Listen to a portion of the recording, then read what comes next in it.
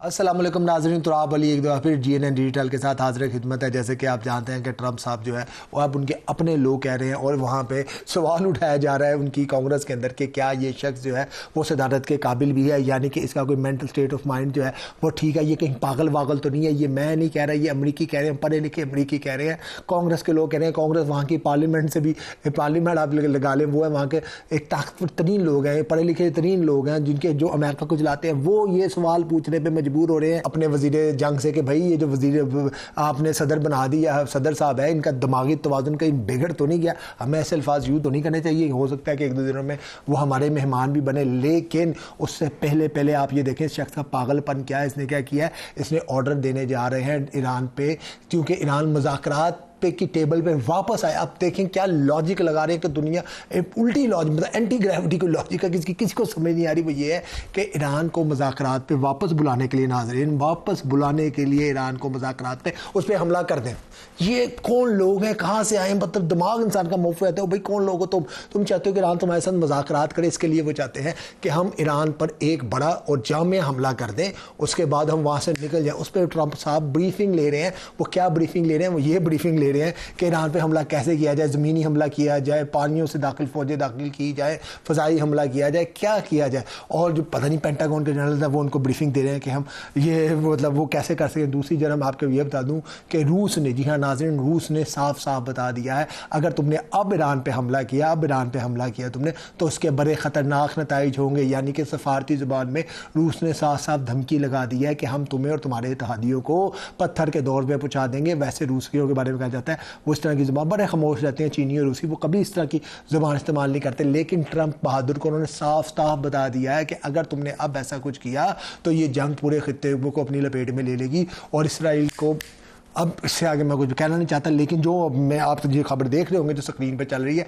उस कहने का ये मतलब है। लेकिन फिर भी उस आदमी को समझ नहीं रही, डेढ़ घंटा कौन आदमी है जो 1.5 घंटा, आप ये लगाएं कि एक दुनिया का सबसे ताकतवर तरीन इंसान, सबसे मसरूफ़ इंसान, उसको ईरान ने इतना मजबूर कर दिया कि उसने रूसी सदर को डेढ़ घंटे 90 मिनट की कॉल की है और उस पर कह रहा है मुझे बताओ, मेरी जान छुड़ाओ। और दूसरा मैं आपको बताऊँ नाज़रीन, अब जो बयानात आ रहे हैं ईरान की जानिब से वो भी बहुत ख़तरनाक हैं। उनके जो है सुप्रीम लीडर ने जो साफ साफ कह दिया कि अब इस खत्ते में अमरीकी अड्डे बर्दाश्त नहीं किए जाएंगे, उनको निशाना बनाया जाएगा। उनके नेवी के जो सरबराह हैं वो कह रहे हैं अब ऐसा सरप्राइज़ देंगे कि दुश्मन कांप जाएगा। अब मैं भी हैरान हूँ कि अब ईरान ऐसा क्या करेगा। कुछ लोग कह रहे हैं कि ईरान दुनिया का सबसे बड़ा मिसाइल हमला करेगा जिससे मशरिक़ वस्ता पूरा का पूरा तबाह हो जाएगा। ये खबरें आ रही हैं। ये अब ईरान क्या ट्रंप बहादुर साहब है।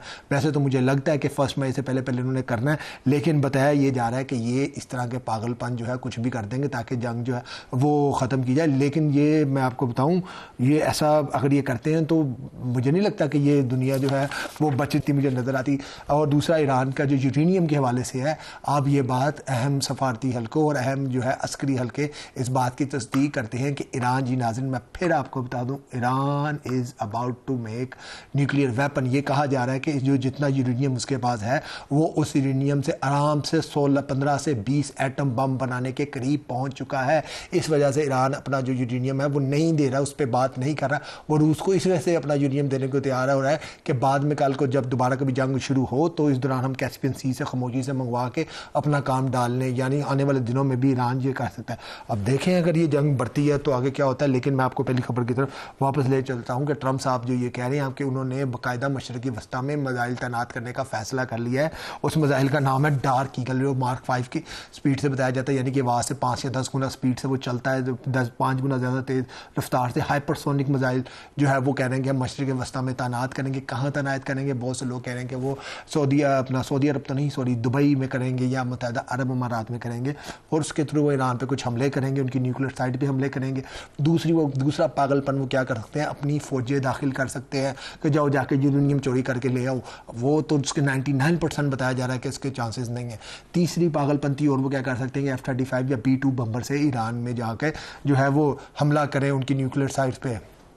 ये और ख़तरनाक बात है।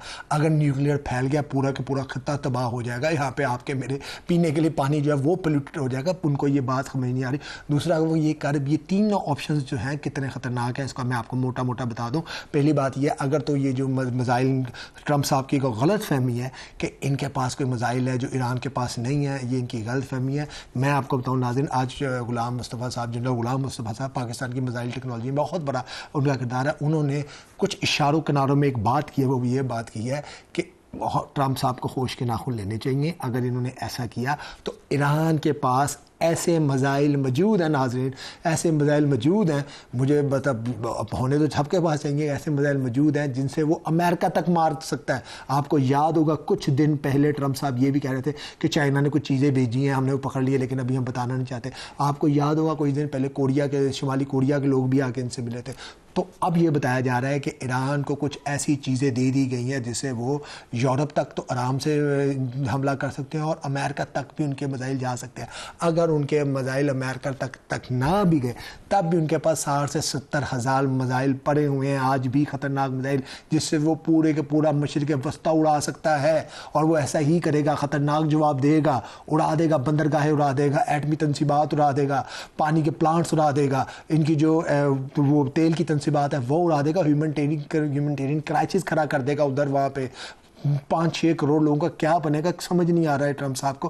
दूसरा कहते हैं मैं फ़ौजें उतारूंगा वहाँ पे। भाई फ़ौजें तुम उतारोगे, ज़िबा कर देंगे 10-15 हज़ार लोगों को। अगर इतनी तुमने फ़ौजें उतारनी थी तो आज अपना बहरी बेरा क्यों वापस ले गए हो? आज जी हाँ नाज़रीन, अब जी गार्डियन बता रहा है कि ट्रम्प साहब ने एक बहरी बेरा वापस बुला लिया।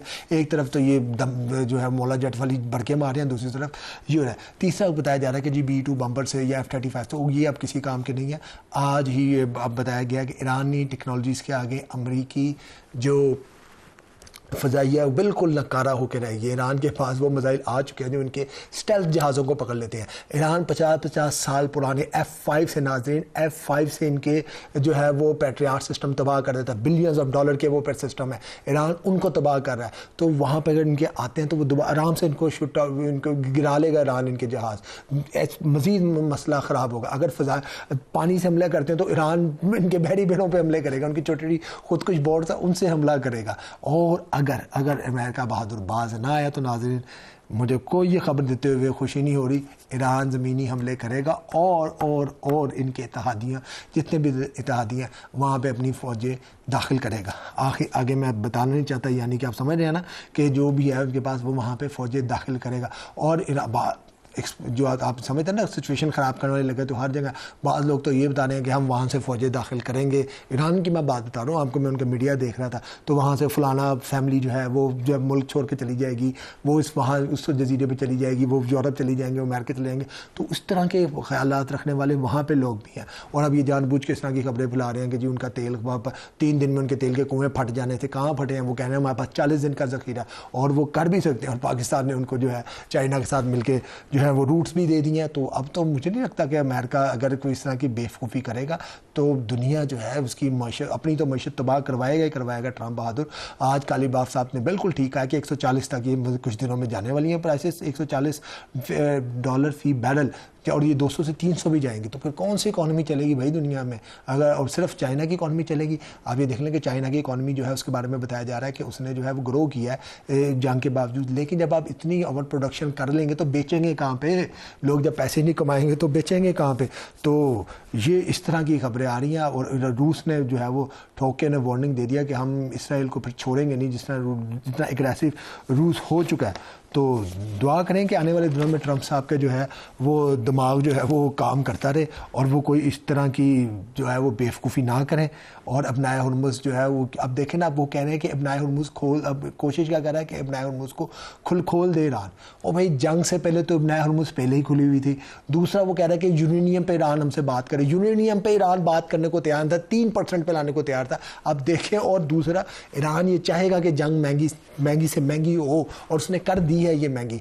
अब ट्रम्प वो वाली बातें कर रहा है जो आज से 10 साल पहले कभी ओबामा के दौर में भी नहीं हुई थी, यानी कि अपनाए हुर्मुज़ खोल दो, जो पहले से ही खुली थी।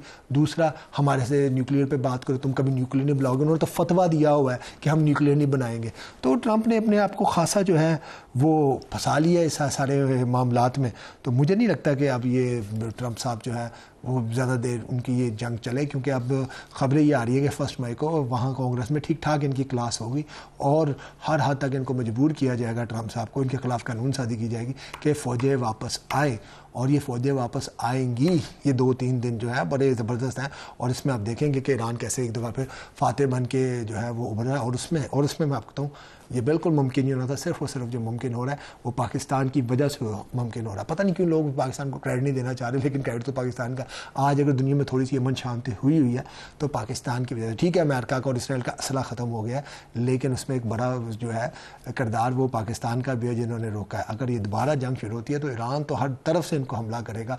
आपको मैं ये बताऊँ, वो अपनी जितनी भी प्रॉक्सीज हैं वो भी एक्टिवेट कर देगा। तो देखिए अब क्या होता है आने वाले दिनों में। और मुझे तो बहुत ज़्यादा हालात जो है वो कुछ दागड़दुई नज़र आ रहे हैं। बस इसके साथ ही अपना बहुत ख्याल रखिएगा। पाकिस्तान जिंदाबाद।